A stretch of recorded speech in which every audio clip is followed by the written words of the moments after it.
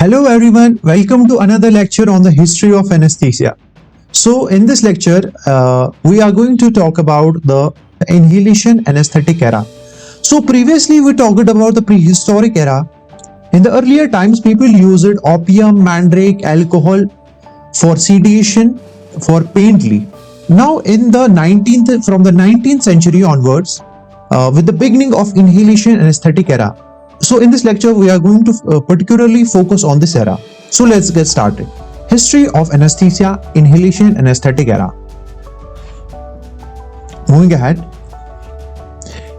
So how did we transit from the crude herbs to controlled anesthesia?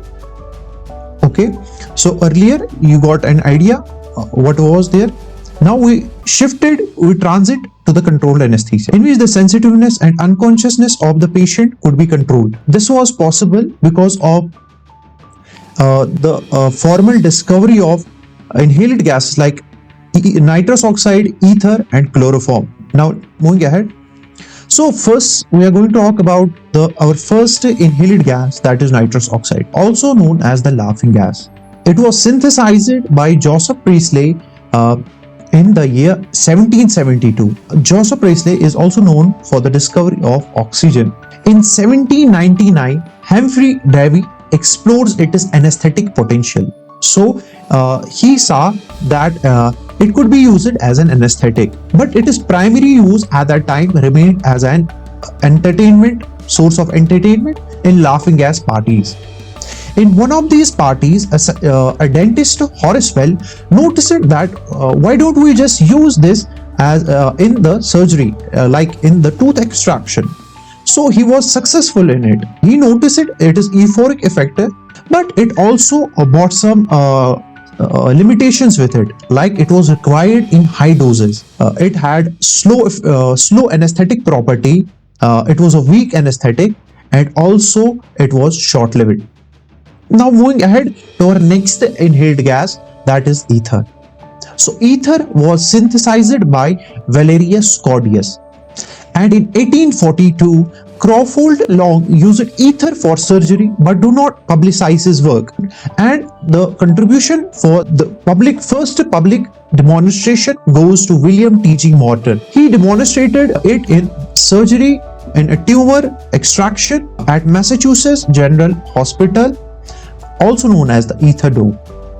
It also brought some limitations with it, like it was flammable, it caused nausea among patients, and it had slow recovery.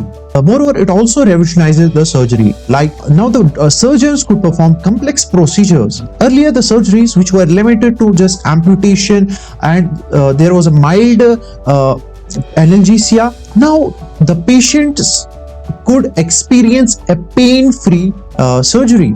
It was because of the ether. Now talking about the chloroform, our third inhaled gas. So chloroform was synthesized in 1831. It was a global effort.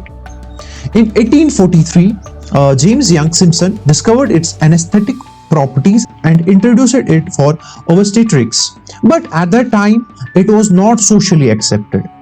Means it was people used to hesitate for using it. But in the 1853, when John Snow administered the chloroform to Queen Victoria during the birth of her 8th child, King Leopold, so because of this, it made chloroform socially accepted. But it also brought some risks with it, like it caused cardiac toxicity and liver damage.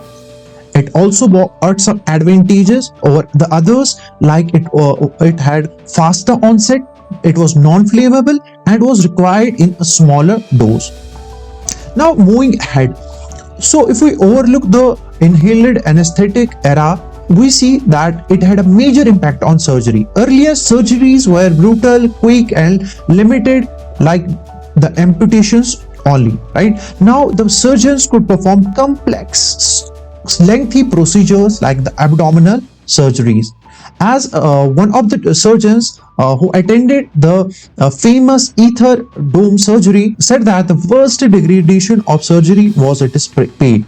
So the anesthesia, inhaled anesthesia, made it more humane and also paved the way for more advancements.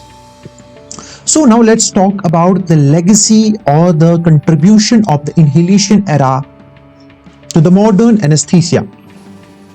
So first, there was one of the case of the like the case of Hannah Grainer, a 15-year-old girl. She was given chloroform for a minor surgery, but unfortunately, it led to her death. This tragedy raised a question about the ethics of rendering a patient unconscious and the use of powerful sedative agents. It paved the way for standardized dosing and a delivery system and a better, safer anesthetic agent like sevoflurane and halothane. And also the development of the concept of balanced anesthesia that was given by John Lundy and Ralph Walker in the 20th century. So this concept or the approach of balanced anesthesia combines different drugs to achieve optimal pain relief, relaxation, and unconsciousness. So ether was a major leap in the field of developing beta anesthetic agents, but we didn't stop there. In the upcoming lectures, we are going to talk about more efficient and better anesthetic agents. So here is a summary of what we have studied. You can go through it. I have provided the link of the notes right in the description. Do check it out. In the next lecture, we are going to talk about the regional anesthetic era, in which we will be focusing on the development of the local and regional anesthesia.